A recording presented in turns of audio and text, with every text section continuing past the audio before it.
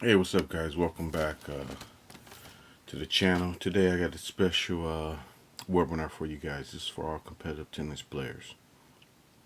I'm gonna try to keep it short because I know a lot of you guys are busy, and I don't have you guys sitting up here for 30 or 40 minutes watching a video of a webinar. So I'm gonna try to get right into it. The name of this webinar is "How to Start Dominate Any Opponent in Your Tennis Matches." This is a very important webinar, and I would suggest that you guys not only download and keep this webinar, but refer back to it as as you start implementing these tips that I'm gonna give you, and just to reassure and reaffirm what I'm about to share with you guys, because this is very important. Believe me, this is what I'm gonna do right now today. Is I'm basically share my coaching philosophy with you, and these are the same philosophies that I've helped a lot of like lower ranked players here in Japan, Kansai, to take their whole mental game to another level. Okay, now one thing you're gonna have to remember is that some of these things that I may tell you, you may be surprised of them, but believe me, keep an open mind, all right, and then just experiment with them, and I guarantee you, you're gonna start dominating. And I want to emphasize this: any opponent, okay, any opponent. Okay, let's get into it, guys.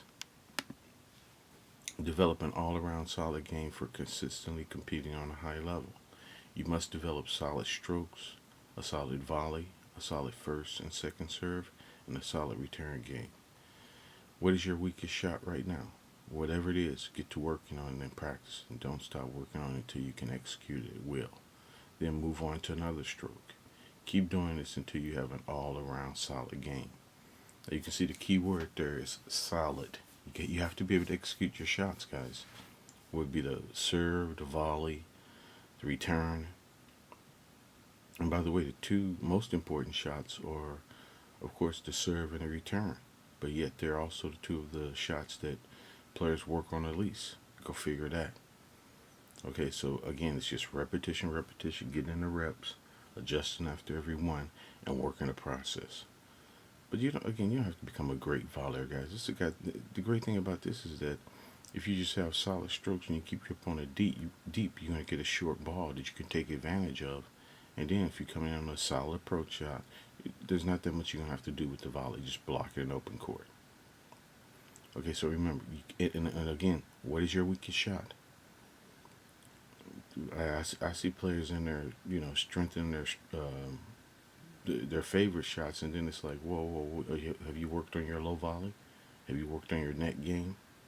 Have you worked on your second serve? My question is the same to all the players that start working with. What is your weakest shot? To start strengthening that, and then let's go on to the next one. Okay, step two. Know the game that you're really playing.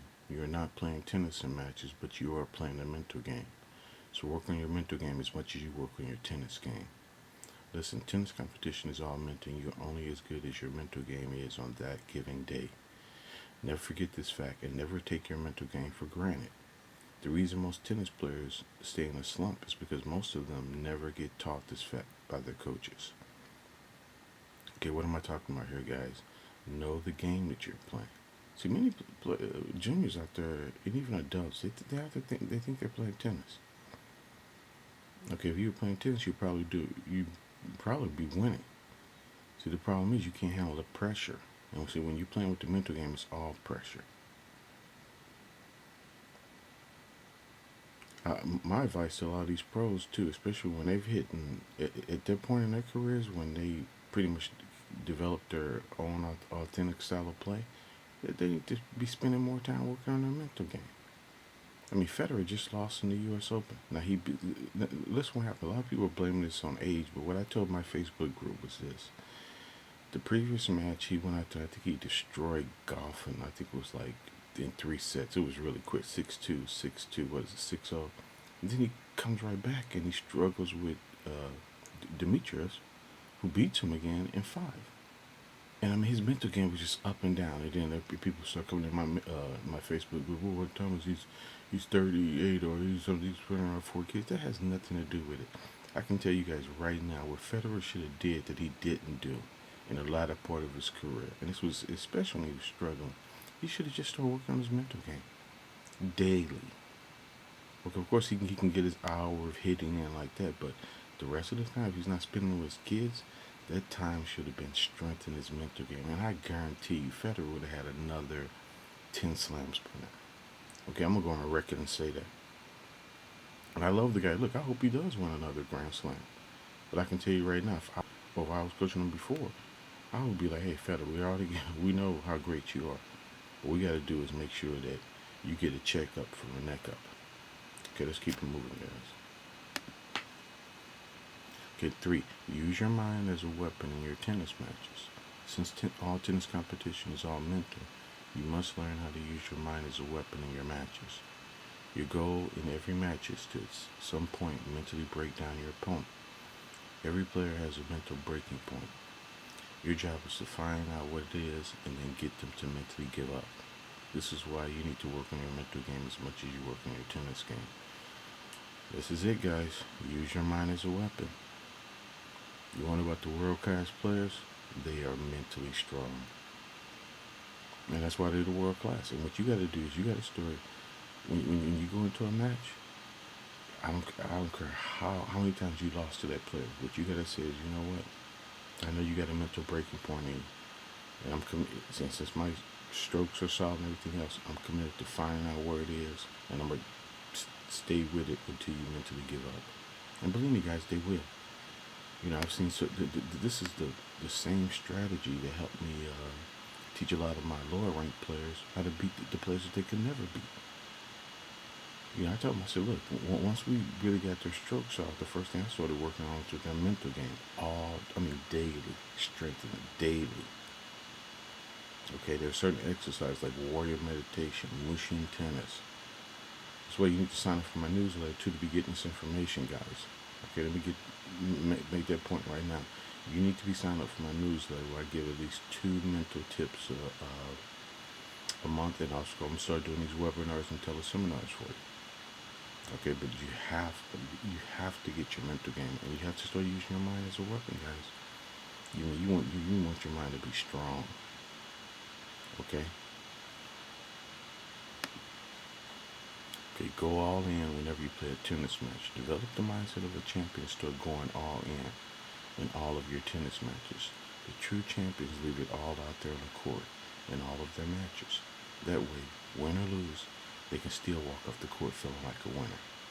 Commit to doing the same thing in every match that you play, and you will never lose another tennis match in your career again. Now, how would that feel, guys? To never lose another tennis match in your career. Well, guess what? It's not only possible, you can make it happen. This right here, Jim Carrey stated this many times. Win or lose, you never knew.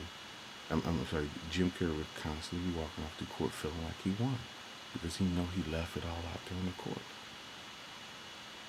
Which, let's be honest, guys, that's what this is really about. Each 4 of these steps you need to, start working on and combine them. And guys, in 3 months, you're gonna be emailing me. Okay, I'm gonna leave my email below. Make sure you email me and start. Let me know your results, because I know what they're gonna be. See, the coaches aren't even teaching this now. It's really sad. A lot of coaches aren't really teaching this, and they're all into this mechanics and techniques, and hey, I get all that, but the bottom line is this: tennis competition is all mental. Okay, you need to make sure that you develop the right mindset. Think about that mindset. Set your mind. And the champions, they leave it all out there. And you can start doing this in your practice matches. Remember, you want to practice like you want to play, right? So start practicing like the top class, the world-class champions. Read about them, study about them. And then you want to creatively emulate and model after them. And you're good to go. Okay, ready to start dominating your opponents? I would hope so. Okay, those are the 4 tips that can help you start dominating your opponent in months. Get busy working on their day and keep working on them until you master them. And also, make sure you get the free report below too, and sign up for the free newsletter. It's time to take these 4 warrior tips to another level and start imprinting them on your subconscious mind, my friend. Alright guys, a couple of things. You guys are ready. I told you before. You got enough information right here to really take your tennis career to another level. Okay? The only question is whether or not you're going to commit to doing it. I got a free report that goes into more detail that I'm going to leave a link for in the description box. So make sure you get that. Make sure you share this with your teammates. Okay? And remember guys, since everything originates from the subconscious, you want to make sure that you imprint. Okay, I would go over these 4 tips daily, just to imprint them in your subconscious mind, because that's where all activity and your behavior originates. Okay guys, hope you like this. I told you before, I kept it real short guys, because I know a lot of you are busy. I'm busy myself. What is it, Saturday here in Kansai? I got to get up here at 5:30 in the morning, about 5 o'clock. So I want to keep this real short, full of meat, okay, full of content that you guys can use and get busy on. And I'll be talking to you guys soon.